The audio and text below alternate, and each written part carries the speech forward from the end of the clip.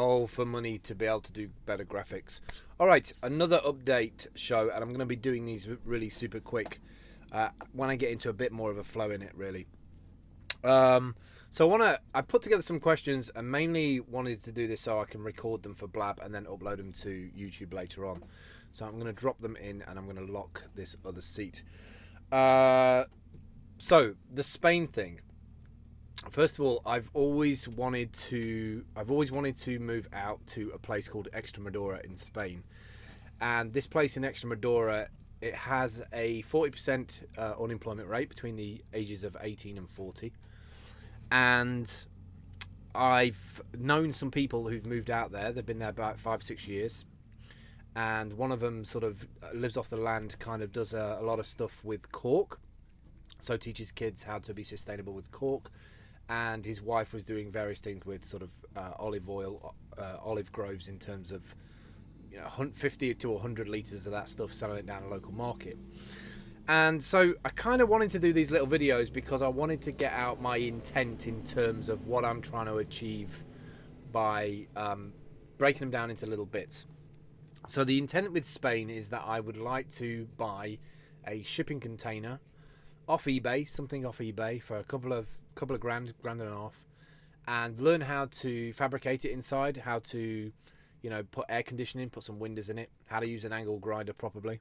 And then the idea is to either ship it over there on the back of a lorry, a 40-foot by 8-foot shipping container, roughly from Portsmouth all the way across to Spain. Extremadura is about £850 from port to actual destination where you're dropping it off. And the idea is that I want to build another space that I can go and take time out when I want to take time out as a creative. I want to be able to go and be there, but also at the same time build a retreat for creatives. And what do I mean by retreat for creatives? Well, I think there's a huge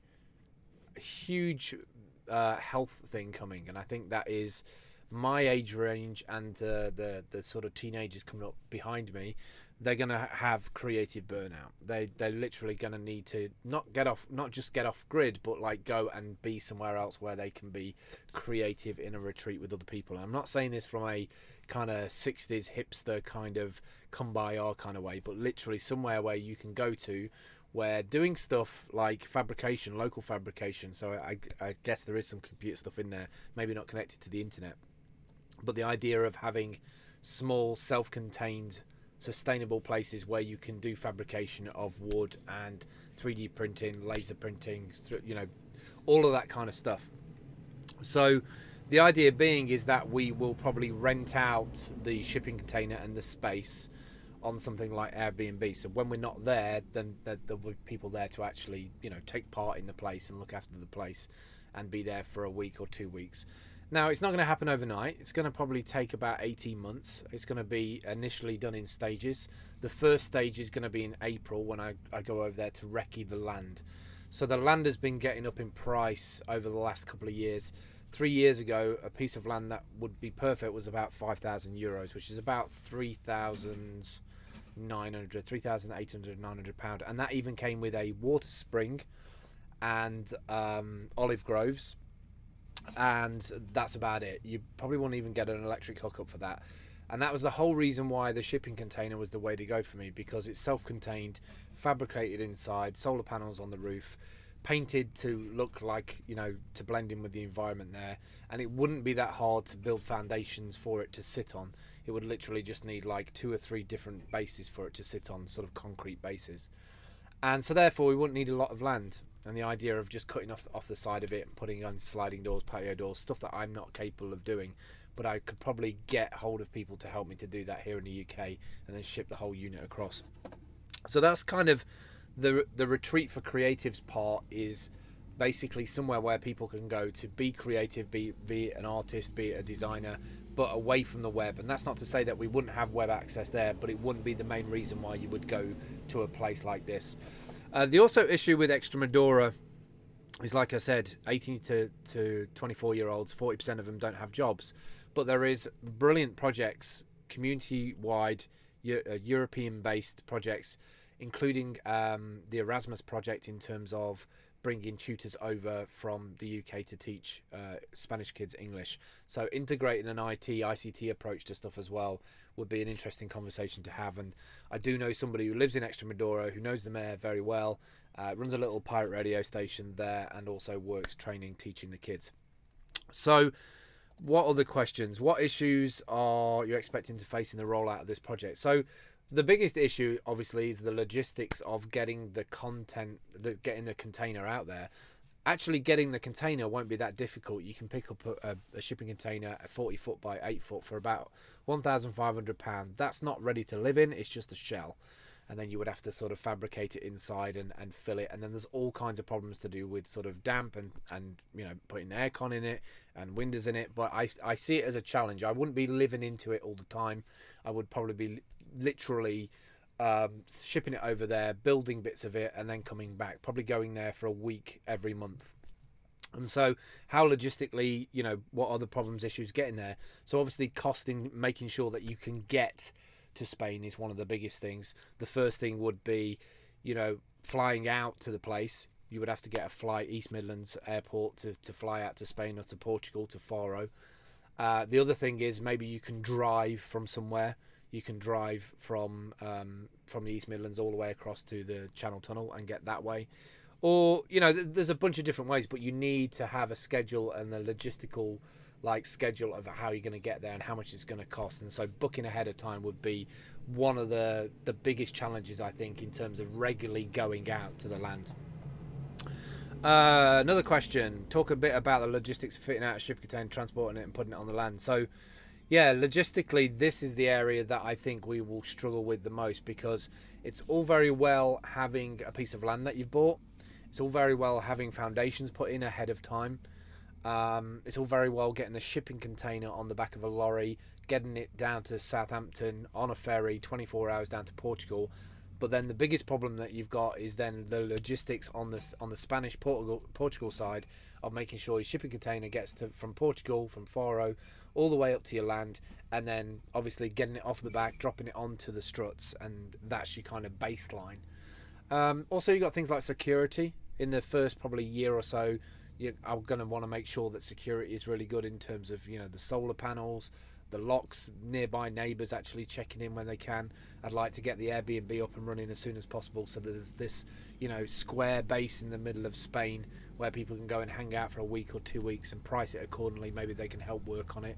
So there's a lot of logistics involved with that. I think the first big step is to go and recce the land in April and have a good look at the land and see what's available, and have a good chat with the people, the contractors nearby, and say to them, you know, what about water? What about, you know, how long do you have any sort of power surges, issues with the power, etc. Have you done anything like this before, building a house, buying land and moving countries? Zero. But, you know, one of the reasons why I want to do this is that I can't stand the weather here in the UK for a start. I just suffered a month of rain and I just can't stand it. I work so much better when I've got vitamin D, sunshine, like in my bones. That's the one thing that I would absolutely love more than anything, is to, you know, sort of spend the last part of my life, my years, flitting between the two places, through England to see my daughter and back there once a week for a month, to work on that shipping container, to, you know, like hone it and make it better, make the power better. And it also becomes like storytelling, video blogging content for me, because it allows me to document the process between those places, flying between it or driving between it. And that's kind of why I've got this side issue of the sort of T5 Transporter, upgrading my smart car to something that I can actually live in if I needed to. So no, I've not done anything like it before. You know, that's the crucial part in this, especially with Spain. You never know if you're actually buying the land, or if it's actually for sale, or if it's actually somebody actually really owns it. So there's a lot of logistics to do there, and that could drag on and take a lot of time. I'm hoping that I can do the shipping container work in the meantime. That's another logistical nightmare as well, is where do I put the shipping container in the meantime in such a way that it's safe, secure, I can work on it. There's a lot of areas to look at. I have looked at ready to go shipping containers that take 5 or 6 weeks to be built, and they're around 40,000-50,000 euros, which is completely out of the price bracket of what I'm able to do. And probably you're thinking, like, this is completely mad, like, why would you go down this road? Well, if you've got the T5 transporter with the ability to live in that fairly new, 40-50,000 mile van, it means I can drive across the Channel Tunnel, get on the ferry, drive across, drive all the way down to Spain, and then when I'm in Spain, I can actually live in the T5 while working on the shipping container. So it wouldn't be like I need the shipping container to be up and running. And I think over time, I would learn quite a lot out of it. And while I'm trying to scale up my creative works, my digital creative works online, having the ability to drive that T5 around would be huge. Next question before I finish this up, because I was going to do it quick. Why did you pick Spain, Extremadura for the regions to look at? Well, mainly because I know people, or know of people who are out there already. They've already done it. They sold up their business and they went out there. And, now I'm in a situation where I've been wanting to do this for a long time. I tried to do this project locally here in the UK. That got the money got pulled out of that project 2 weeks before it's meant to go live, which was really super frustrating. And now I'm in a situation where, it's now or never if I'm going to do this project, because I've tried a couple of times before in the UK and it didn't work out.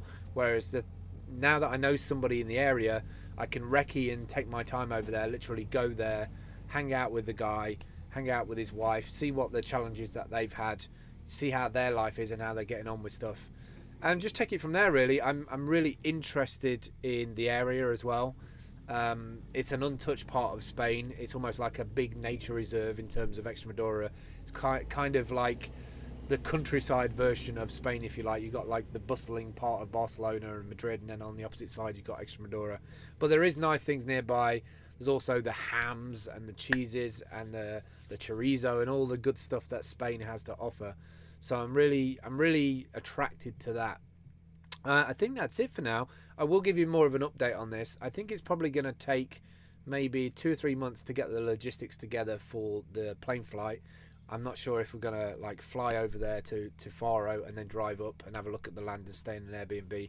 But when I have an update on it, I will give you an update on it. But if you're interested as to why I'm doing this mad idea of a shipping container in the middle of Spain, then just send me a message at Phil Campbell on Twitter, or leave a comment in the YouTube comments, and I will catch up with you soon. Don't forget to subscribe, blab.im/Phil Campbell. I'm releasing a lot of these short little clips to give you kind of progress updates, but it also means I can put these into a YouTube playlist, and that YouTube playlist then goes into the app. So it means it kind of maintains the content going out in the app if that's the only place that you're looking at. All right, that's me for this moment. I'm going to do another one at 5 o'clock and then I'm done. So I'll see you soon. Take care.